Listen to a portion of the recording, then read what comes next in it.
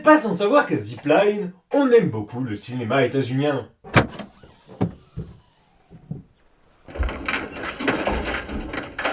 C'est vrai qu'on avait un différend à régler, toi et moi. Just put our guns down and let's settle this with a fucking conversation. Pourtant, il est un autre cinéma qui commence à s'imposer à nos imaginaires. Un cinéma plutôt de niche, mais qui, imperceptiblement, parvient à gagner toujours plus d'adeptes en France, le cinéma indien. Mais pourquoi donc ? Parce que le cinéma indien est un art de la débrouille et de la générosité. Il parvient à émouvoir à partir d'un très petit budget en multipliant les trouvailles expérimentales. बाबू, तुम कैसे हो? तुम्हें ही सोचती रहती हूँ. हर गुजरते दिन थोड़ा ज्यादा. Quand il en a un gros, il profite du moindre centime pour nous offrir la scène la plus spectaculaire et iconique possible.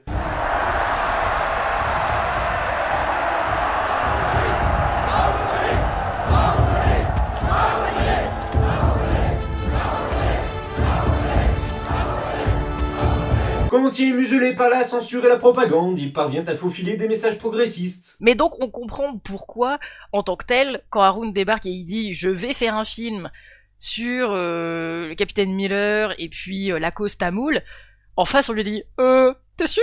Parce que c'est-à-dire que ça va pas trop bien passer, tu vois. » Et donc finalement il s'est dit « je vais déplacer mon action sous le Raj britannique, mais je vais mettre des petits wink-wink. » Je vais cacher des petits indices, comme ça, par-ci, par-là, voilà. Il n'hésite pas à varier les genres et les influences. Anil जी, अगर आपको इन 376 लोगों की जान की जरा सी भी परवाह है, तो जल्दी से किसी ऐसे इंसान को डेस्क पर लेकर आइए जो सिस्टम की तरफ से मुझसे बात करे.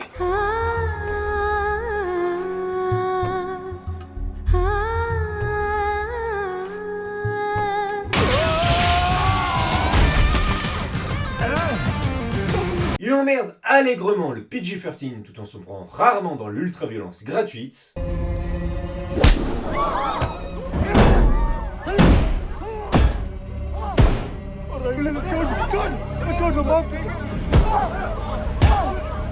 Enfin, il parvient à influencer positivement notre propre cinéma à nous, avec des longs métrages comme Little Jaffna, où le réalisateur Lawrence Valin parvient à recréer une indianité de briques et de broc dans la misère du quartier tamoul parisien.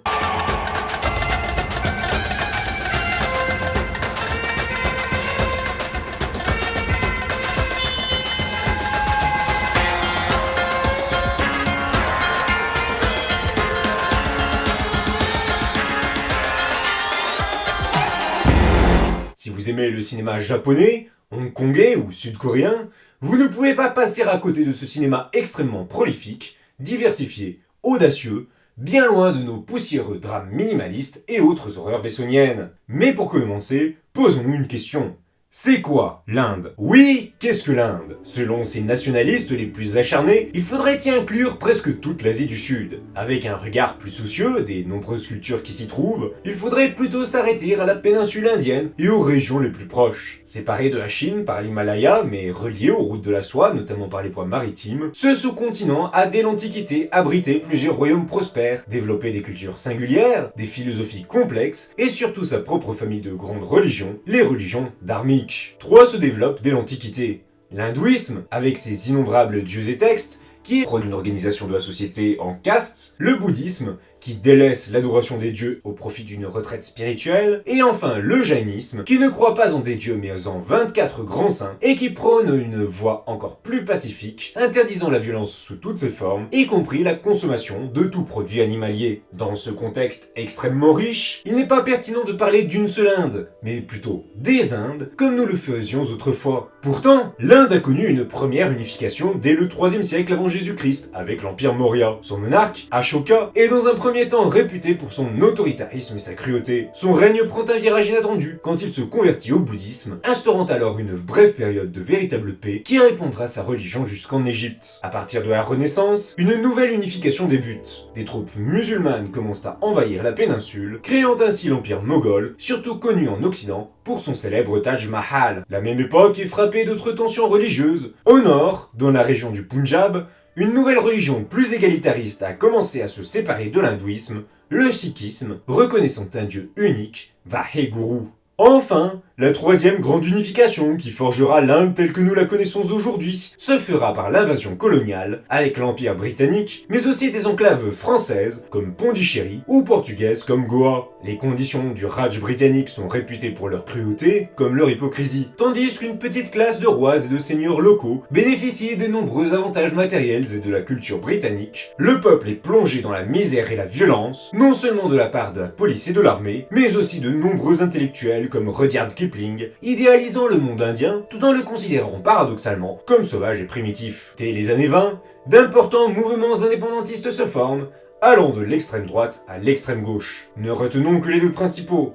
Le Mahatma Gandhi prône une révolution non violente et s'allie avec son ami Jawaharlal Nehru, porte-étendard d'un socialisme indien. De son côté, le RSS est un réseau paramilitaire prônant l'avènement d'une nation hindouiste puissante et intransigeante, s'inspirant ouvertement d'Hitler et de Mussolini. Si les Anglais ne font évidemment pas de cadeaux aux Indiens, ils ont au moins le mérite de minorer les tensions religieuses en unissant tout le monde autour d'un ennemi commun. Cet état de grâce ne dure pas. Quand l'Inde obtient son indépendance en 1947, elle est obligée de se scinder en deux, avec d'un côté l'Inde proprement dite, majoritairement hindouiste, et le Pakistan, majoritairement musulman. Tentant de pacifier les tensions, Gandhi est assassiné par un membre du RSS, qui se voit alors interdit. Nehru garde le pouvoir avec le parti du Congrès, prenant un centre-gauche de plus en plus bourgeois, déconnecté du bas peuple et de la classe moyenne. L'histoire contemporaine de l'Inde est chaotique. Dans les années 70, arrive au pouvoir Indira Gandhi, sans parenté avec le Mahatma, qui plonge le parti du Congrès dans un virage ultra-autoritaire. Sa révolution verte est une catastrophe qui plonge les agriculteurs dans une détresse écologique et sociale. En parallèle de ça, éclatent plusieurs guerres avec le Pakistan qui renforcent l'hostilité envers les musulmans. Petit à petit, le RSS clandestin parvient à structurer un parti rival, le BJP, qui attire massivement les classes moyennes à partir des années 90. Depuis 2014, son leader Narendra Modi est au pouvoir. Modi veut étendre l'Inde dans toutes les directions, particulièrement en annexant le Pakistan, et s'en prend à toutes les minorités religieuses, principalement les musulmans, mais aussi beaucoup les chrétiens et les sikhs. L'Inde, c'est donc une importante diversité de peuples et de religions, une histoire riche et sans manichéisme, un patrimoine qui risque de se faire récupérer et considérablement amoindrir par l'extrême droite. C'est en 1913 que sort Raja Harishchandra, premier film de fiction indien en langue marathi. La décennie suivante voit une certaine floraison du cinéma colonial avec le réalisateur allemand Franz Houston, futur membre du parti nazi, qui tournera sur place une trilogie de films remarquée par la critique. Mais le peuple se réapproprie les films grâce à l'introduction du cinéma parlant. Il est désormais possible d'y chanter, à l'image du théâtre traditionnel. Un cinéma popcorn commence dès lors à se développer, porteur entre autres des fameuses comédies romantiques tant décriées par l'Occident. Le cinéma indien, reconnu par la critique, est à chercher du côté du Bengale, avec deux maîtres incontestés du drame d'auteur, Ritwik Ghatak et Satyajit Ray. Offrant un regard plus austère et naturaliste sur l'Inde, il confère à son 7e art des lettres de noblesse dès les années 50. Dans ce qu'on commence à nommer cinéma parallèle, les chansons sont plus discrètes, voire absentes, et se contentent de simples airs traditionnels fredonnés, plutôt que de grandes fanfares héritées de la comédie musicale occidentale et du théâtre sacré.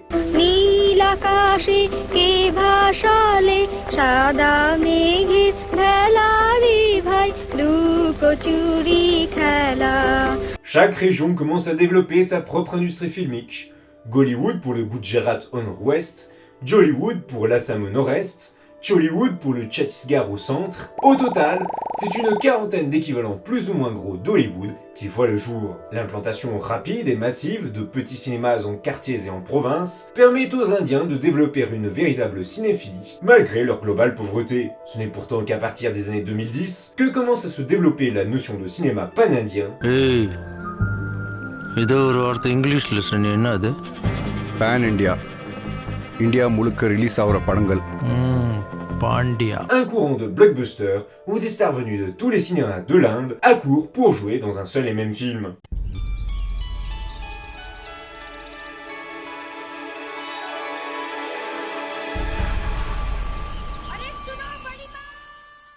La plus grosse industrie filmique de l'Inde, vous la connaissez déjà, c'est Bollywood, dans l'état du Maharashtra,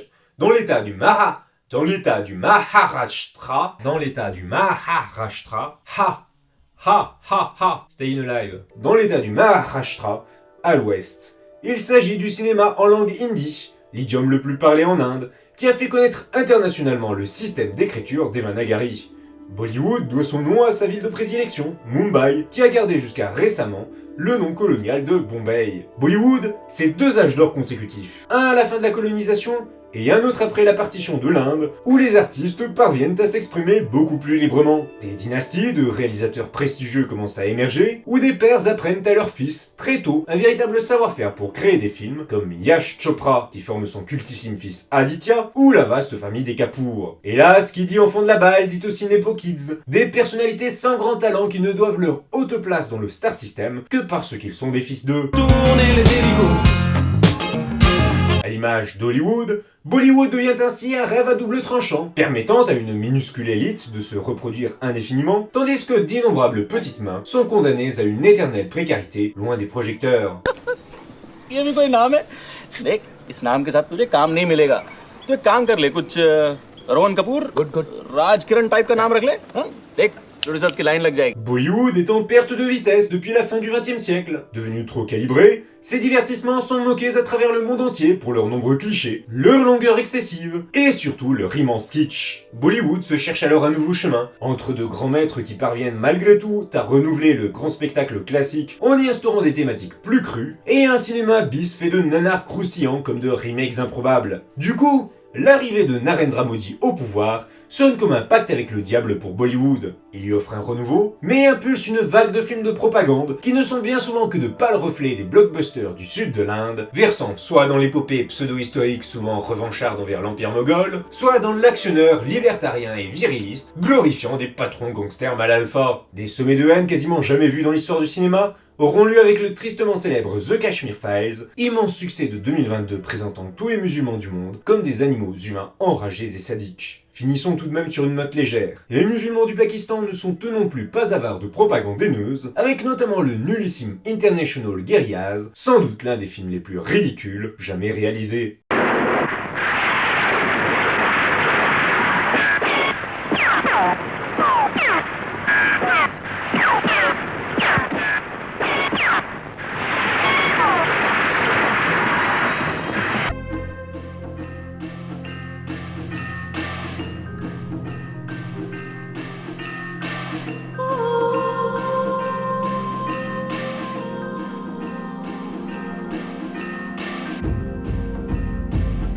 Au centre-sud de l'Inde, 2 autres grosses industries filmiques commencent à prendre un essor mondial à partir des années 2010. Tollywood et Sandalwood. Tollywood se trouve dans le Telangana, un petit état où l'on parle telugu, et révèle le réalisateur superstar S.S. Rajamouli. Après un début de carrière en dents de scie, Rajamouli parvient à séduire les foules avec une comédie d'action complètement improbable, Iga, suivant la quête de vengeance de Nani, un jeune homme réincarné en mouche. C'est grâce à son diptyque de blockbuster La légende de Bahubali qu'il entre définitivement dans la postérité. 5 heures d'aventure épique, dans un Moyen-Âge fantasmé, où le jeune Shiva découvre qu'il doit reprendre le trône de son père, usurpé par le fourbe Balal Deva. Sandalwood, l'industrie du Karnataka en langue kannada, qui doit son nom au fameux bois de santal et non à une allusion douteuse à ses boutiques de souvenirs, est quant à elle surtout connue pour son génie maléfique, Prashant Nil. Si Nil admire Rajamouli, son cinéma d'action se situe aux antipodes, dans un univers crasseux et sale gosse, se voulant le plus prosaïque et réaliste possible. KGF Chapter 1 sort en 2018. Il raconte les aventures du cruel et charismatique gangster Rocky Bahirya, porté par un montage aussi frénétique que Mad Max Fury Road, sans en avoir le génie du cadrage au centre, faisant que l'œil ne doit jamais se déplacer d'un bord à l'autre de l'écran. C'est un miracle si le film parvient à rester lisible. Lui et sa suite KGF Chapter 2, sorti en 2022, forment un condensé de bagarres non-stop de 2h40 chacune, déployant une ultra-violence n'ayant d'égal qu'une inventivité sournoise, tapant toujours là où on ne s'y attend pas. Mais la légende de Bahubali et KGF, c'est aussi l'affirmation d'une masculinité conquérante, parfois empreinte de culture du viol, qui n'est pas sans déplaire au gouvernement maudit. L'image d'Épinal de l'homme viril et impitoyable arborant fièrement sa barbe, dont le port est interdit aux castes inférieures dans l'hindouisme traditionnel, portant de préférence un gros flingue, un cigare et des lunettes de soleil, commence à devenir hégémonique. Au-delà de la simple dimension viriliste, c'est l'image d'une figure providentielle qui transparaît à travers ces hommes divinisés. Un individu s'élevant au-dessus de la masse, bien plus intelligent et travailleur qu'elle, et qui mériterait donc de disposer de sa force de travail comme bon lui semble. On ne s'étonnera donc pas d'apprendre que Rajamouli s'est inspiré de la papesse du roman capitaliste, l'états-unienne Ayn Rand. Pourtant, les films de Rajamouli sont marqués par une revanche du faible sur le fort. Dans Iga, Nani est un jeune homme issu des classes populaires qui est tué par un cruel homme d'affaires. Sa transformation en mouche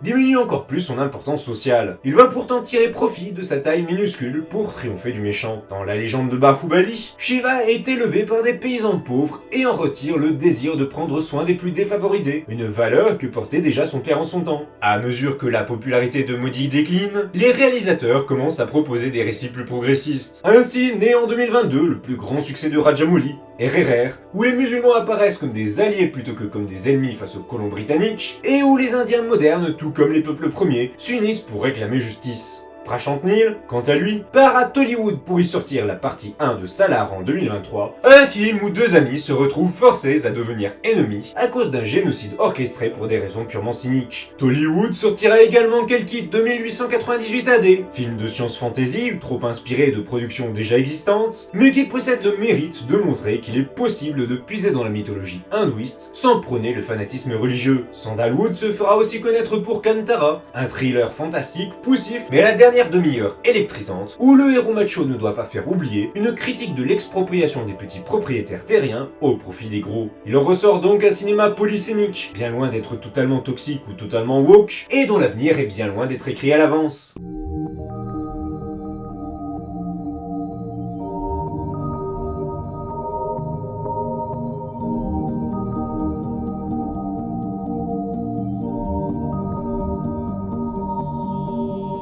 Dans le sud-ouest de l'Inde se trouve l'état du Kerala. On y parle malayalam et on y a donc fondé Mollywood, une industrie célèbre pour ses petits budgets qui ont engendré bon nombre de films d'auteurs aussi ambitieux que réussis. Réputé en Occident pour ses coproductions avec de nombreux pays, le réalisateur Adur Gopalakrishnan signe un cinéma dramatique accessible et concis, explorant la complexité d'une psychologie humaine encore bien souvent engoncée dans la tradition. Mollywood, c'est plus récemment le berceau de Brahmayugam de Rahul Sadasivan, film de folk horror contemplatif, dont le huis clos forme une métaphore minimaliste des rapports traditionnels entre les castes en Inde, ou de The Good Life, magnifique mélodrame de Blessy Ip Thomas, racontant le sort malheureux d'un migrant musulman qui, parti chercher la fortune en Occident, se retrouve réduit à une vie d'esclavage dans le désert. Hélas, l'extrême opposé attire lui aussi les foules. Repompant le déjà peu glorieux Sin City de Miller Rodriguez, Marco de Hanifa Deni est un condensé d'ultraviolence complètement immature, n'ayant pour seul dessein que de choquer le bourgeois, avec un jusqu'au boutisme dans la crétinerie tout droit sorti des films hongkongais de catégorie 3, le bling bling en plus. Si ce film possède une idéologie moins malodorante que KGF ou sa contrefaçon bollywoodienne Animal, il s'inscrit dans leur lignée en poussant les potards à fond, mais sans traitement nouveau ni sur le plan thématique, ni sur le plan technique, instaurant ainsi un culte de la violence gratuite qui n'a rien de rassurant pour les futures générations. Alors, quel portrait général dressé du cinéma indien ? Eh bien, nous pourrions dire qu'il traverse aujourd'hui une crise idéologique qui n'est pas sans rappeler celui des États-Unis et de Trump.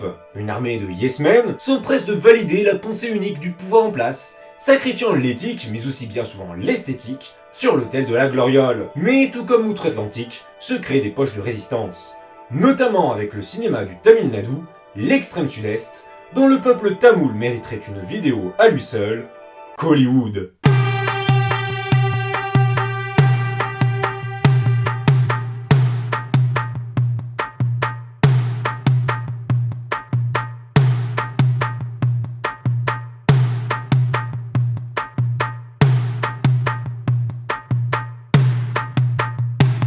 Kollywood est connu pour sa violence exubérante, ses visuels extravagants, mais aussi et surtout son engagement progressiste. Observez comment Kartik Subbaraj subvertit le trope du héros violent de KGF dans cette scène de Jigartanda Double X.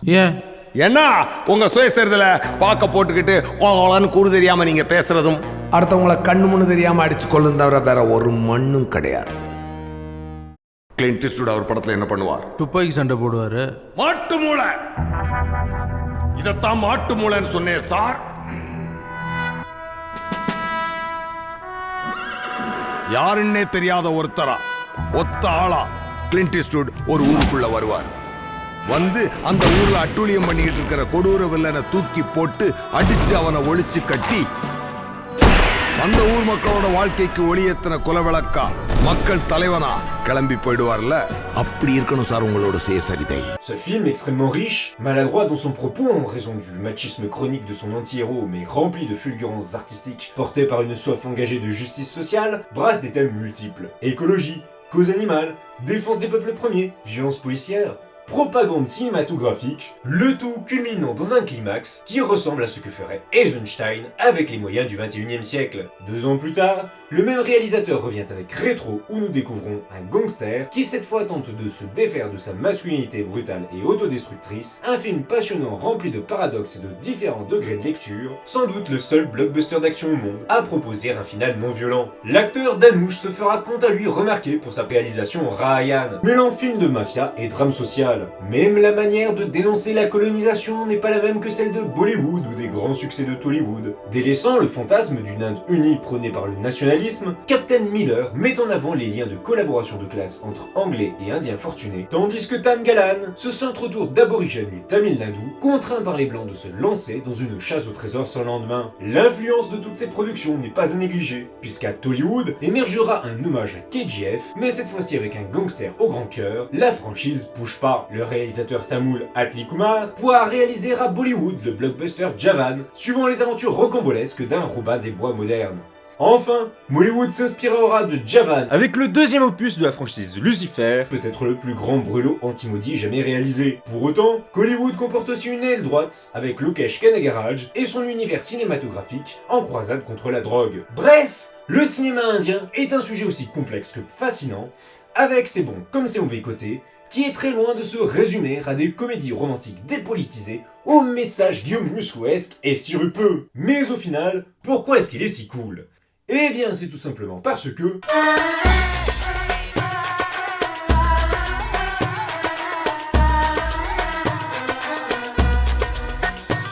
वो हसीना वो नीलम परी कर गई कैसी जादूगरी नींद इन आंखों से छीन ली है दिल में बेचैनियां है भरी वो हसीना वो नीलम परी कर गई कैसी जादूगरी नींद इन आंखों से छीन ली है दिल में बेचैनियां है भरी मैं बेचारा हूँ आवारा बोलो समझाऊं मैं ये अब किस किस को दिल में मेरे है दर्द डिस्को दर्द डिस्को दर्द डिस्को दिल में मेरे है दर्द डिस्को दर्द डिस्को दर्द disco. Ouais, donc je vais passer le prompteur à 20 minutes, comme ça j'aurai la paix. Toon sees the driving cat, the cat who can drive a car. He runs towards the town. Toon sees the driving cat.